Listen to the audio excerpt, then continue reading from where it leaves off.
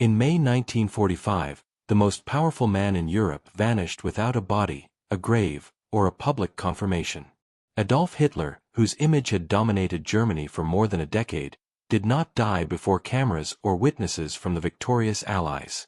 There was no trial, no execution, no final photograph to mark the end of his rule. When the war ended, the man who had led Germany into catastrophe simply disappeared beneath the ruins of Berlin. And for years, no one outside a small circle of Soviet officers could say with certainty what had happened to him. This absence was not rumor or exaggeration. It was a documented reality. When Allied governments asked the Soviet Union for proof of Hitler's death, none was provided. No photographs of a body were released. No remains were displayed. No independent forensic evidence was shared. Even as Germany surrendered unconditionally, the fate of its leader remained officially unresolved. Joseph Stalin himself encouraged the uncertainty. In conversations with Western leaders, he suggested that Hitler might still be alive. Soviet officials allowed contradictory stories to circulate, hinting at possible escape routes and survival scenarios without ever offering confirmation or denial. None of these claims were supported by evidence, but all of them served a purpose. The mystery surrounding Hitler's death did not begin with conspiracy theorists decades later. It began with deliberate silence in the immediate aftermath of the war. Inside Berlin, however, the reality was already sealed. On April 30, 1945, Adolf Hitler died in a concrete bunker beneath the Reich Chancellery as Soviet artillery closed in on the city.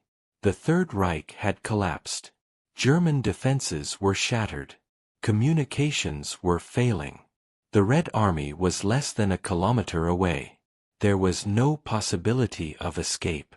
In those final days, Hitler was no longer focused on winning the war. His concern had shifted to how history would remember him and, more importantly, how his body would be treated. Only days earlier, he had seen photographs of Benito Mussolini's corpse hanging in public view in Milan. He was determined that his own body would never be displayed, desecrated, or used as a symbol of Allied victory. This decision would later become one of the central reasons his death was so difficult to prove. On the night of April 29, Hitler married Eva Braun in a brief ceremony inside the bunker. Less than 48 hours later, both were dead. According to multiple eyewitnesses who survived the bunker, Hitler shot himself while Eva Braun took poison. Their bodies were carried up into the Chancellery garden, doused in gasoline, and burned under ongoing Soviet shellfire. The remains were buried hastily in a shallow crater. This was not an accident or a hurried improvisation. It was deliberate. By destroying his body, Hitler ensured that there would be no physical symbol of his defeat. But he also ensured that no intact corpse would ever be recovered. When Soviet troops reached the Reich Chancellery on May 2, they found a devastated compound littered with bodies. Many were burned beyond recognition. Others belonged to bunker staff who had also committed suicide in the final days. Identifying remains under such conditions was extremely difficult, even for experienced forensic teams. The Soviets eventually recovered fragments they believed belonged to Hitler and Eva Braun, including portions of jawbone and teeth. Soviet pathologists conducted examinations and compared dental structures with records obtained from Hitler's personal dentist. The matches were strong and internally convincing. But none of this was made public. The Soviet Union classified the findings. The remains were secured, moved, and hidden. No photographs were released. No independent verification was allowed. Even within the Soviet system, access to the evidence was tightly controlled. This secrecy was not driven by uncertainty. It was driven by strategy. Stalin understood that information was power. By withholding confirmation of Hitler's death, the Soviet Union retained leverage over both defeated Germany and its Western allies. The possibility that Hitler might still be alive justified continued intelligence operations, tightened security measures, and political pressure across Eastern Europe. It also unsettled the West. British and American intelligence agencies were forced to investigate rumors they did not believe, simply because they could not disprove them. Files from the late 1940s show serious efforts spent tracking alleged sightings in Spain, Argentina, and other parts of the world. None of these investigations produced credible evidence, but the absence of Soviet transparency kept the door open. At the same time, the German population was left in a state of ambiguity. Hitler's death was announced, but without proof. In a country emerging from total defeat, rumors filled the gaps left by official silence. Some believed Hitler had escaped. Others believed he had been killed earlier and replaced by a double. Many simply did not know what to believe. This uncertainty was amplified by the extraordinary nature of Hitler's rule. He had been omnipresent. His voice, image, and authority had saturated German life for years. The idea that such a figure could simply vanish without a visible ending felt unreal to many, even to those who despised him. The Soviets made no effort to correct this perception. Western governments, lacking access to the evidence, were cautious. They announced what they believed to be true, but without absolute certainty. That caution, however justified, further fueled doubt. Over time, a paradox emerged.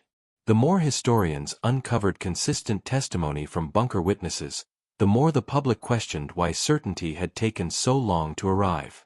The gap between fact and belief widened. Years later, when Soviet archives began to open and forensic evidence was re-examined, the picture became clear. Hitler had not escaped. He had not lived on in exile. He had died in Berlin on April 30, 1945, exactly as his closest aides described. But by then, the mystery had already taken on a life of its own. Hitler's death became uncertain not because it was unclear, but because it was hidden. The combination of destroyed remains, Soviet secrecy, early Cold War politics, and human disbelief transformed a documented suicide into one of history's most persistent questions. The truth existed from the beginning. Certainty did not. In the months following Germany's surrender, the mystery surrounding Adolf Hitler's fate was not driven by a lack of evidence, but by the deliberate management of information. The Soviet Union, which had taken Berlin and recovered the physical remnants of Hitler's remains, chose not to resolve the question publicly. Instead, it allowed uncertainty to persist, transforming a confirmed death into a geopolitical instrument. Joseph Stalin played a central role in this decision. As early as May 1945, Soviet officials possessed forensic findings that strongly supported the conclusion that Hitler had committed suicide. Dental remains recovered near the Reich Chancellery matched records obtained from Hitler's dentist and dental assistants, who were later interrogated in detail. These matches were specific, technical, and convincing. Within Soviet intelligence circles, there was little doubt about Hitler's death. Publicly, however, Stalin took a different position. In conversations with Western leaders, including U.S. President Harry Truman, Stalin suggested that Hitler might have escaped. He speculated openly about possible flight paths and hinted that Nazi officials could be hiding the truth. These statements were not made in ignorance. They were calculated. Stalin understood that ambiguity could be used to destabilize post-war Europe and to keep both allies and enemies off balance. The suggestion that Hitler might still be alive had immediate effects. It forced Western intelligence agencies to treat the question as unresolved. British and American officials, lacking access to Soviet evidence, could not categorically dismiss the possibility of escape. This uncertainty justified ongoing investigations, surveillance, and intelligence operations at a time when Europe was already politically fragile. The Soviet Union, meanwhile, tightly controlled its own narrative. Internal reports on Hitler's remains were classified at the highest level. Access to the evidence was restricted even within the Soviet system. The remains themselves were moved multiple times, kept under secret custody, and never displayed. This secrecy ensured that no independent verification could occur. Stalin's motivations were multifaceted. On one level, Uncertainty about Hitler's fate helped legitimize continued Soviet military presence in Eastern Europe. On another, it reinforced the narrative that fascism remained a lingering threat, one that required strong internal security measures. The specter of a surviving Hitler, however implausible, served as a powerful psychological tool. At the same time, the Western Allies were pursuing their own investigations. British intelligence, in particular, conducted extensive interviews with survivors of the Führerbunker. These included Hitler's secretaries, military aides, guards, and medical staff. The accounts they collected were remarkably consistent. Witnesses independently described the same sequence of events: the suicide, the burning of the bodies, and the burial in the Chancellery Garden. Despite this consistency, Western governments were cautious. Without physical evidence they could examine themselves, they hesitated to declare absolute certainty. This caution was not weakness. It reflected the standards of post-war accountability that were being established in the wake of unprecedented crimes. The absence of a body became the central problem. In most historical cases, death is confirmed through physical remains. In Hitler's case, the remains were deliberately destroyed and then hidden by a government unwilling to share them. This created a unique situation in which eyewitness testimony was strong, but material proof was inaccessible. Rumors exploited this gap. Stories of Hitler escaping to Spain, Argentina, or the Middle East began circulating almost immediately. Some originated from former Nazis seeking attention or leverage. Others were fueled by sensationalist media outlets eager for dramatic narratives. A few were encouraged indirectly by Soviet disinformation campaigns, which had no interest in resolving the question. Western intelligence agencies investigated these claims systematically. Declassified files show that alleged sightings were tracked, witnesses interviewed, and travel routes analyzed. Each lead collapsed under scrutiny. No financial records, no credible witnesses, and no physical evidence ever supported the escape theories. Yet the investigations themselves had an unintended consequence. Their existence lent legitimacy to rumors. If intelligence agencies were investigating, some assumed there must be something to investigate. The line between due diligence and doubt blurred in the public imagination. By the late 1940s, the mystery had hardened into myth. Popular culture played a role as well. Hitler had been portrayed as a near-mythical figure during the war, a man whose presence loomed over Europe.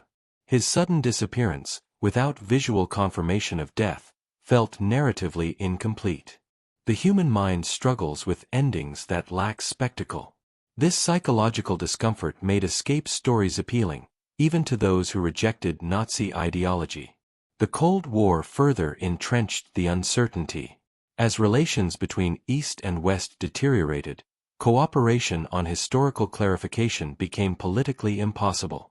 Soviet archives remained closed. Western governments focused on new threats. The question of Hitler's death became secondary, unresolved but no longer urgent. It was not until decades later, as archives opened and forensic techniques advanced, that the remaining doubts were systematically dismantled. Soviet documents confirmed the dental matches. Independent forensic analysis validated earlier conclusions. Witness testimony, long dismissed by skeptics, was shown to align precisely with physical evidence. By then, however, the myth had outlived the conditions that created it. Hitler's death became a mystery not because the truth was unknowable, but because it was withheld, politicized, and allowed to ferment in an atmosphere of fear and distrust. The secrecy surrounding his remains, combined with deliberate disinformation and cautious Western responses, transformed a documented suicide into a lingering historical question. The irony is that the evidence was always there. It simply remained locked away. By the time the Cold War began to thaw, the mystery surrounding Adolf Hitler's death had already taken on a life independent of evidence. For decades, uncertainty had been sustained not by new facts, but by the absence of transparency in the years immediately following the war. When that transparency finally began to emerge, it did not erase the myth so much as expose how it had been created. The resolution of Hitler's fate did not come from a single revelation. It came from accumulation. Witness testimony, long dismissed by skeptics, was revisited and cross-referenced. Soviet forensic records, once sealed, were gradually declassified. Physical evidence that had been hidden for decades was subjected to modern scientific scrutiny. Together, these elements formed a picture so consistent that serious doubt became untenable. Central to this process was the re-examination of the dental remains recovered by Soviet forces in 1945.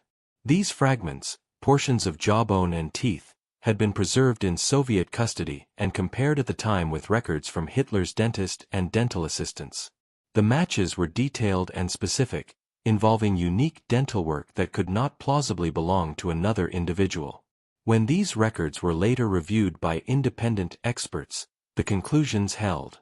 The dental evidence alone was sufficient to confirm Hitler's identity beyond reasonable doubt.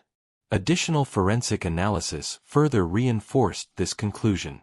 Studies of skull fragments once claimed to belong to Hitler clarified long-standing confusion, distinguishing between remains associated with Hitler and those of other individuals found in the Chancellery grounds. While some early Soviet claims proved inaccurate, the core evidence, Hitler's dental remains, remained intact and decisive. Equally important was the consistency of eyewitness testimony.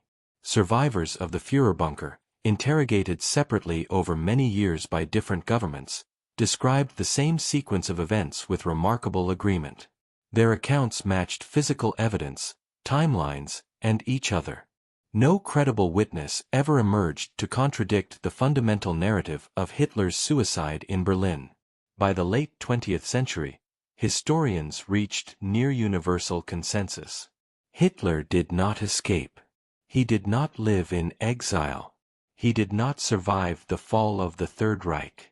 He died on April 30, 1945, exactly as his closest aides described. And yet, the mystery never fully vanished. This persistence reveals something important, not about Hitler, but about how societies process power, trauma, and endings. Hitler's disappearance did not satisfy the emotional expectations of victory. There was no spectacle, no public reckoning, no visible confirmation that evil had been extinguished. For many, the idea that such a figure could die quietly, without consequence, felt incomplete.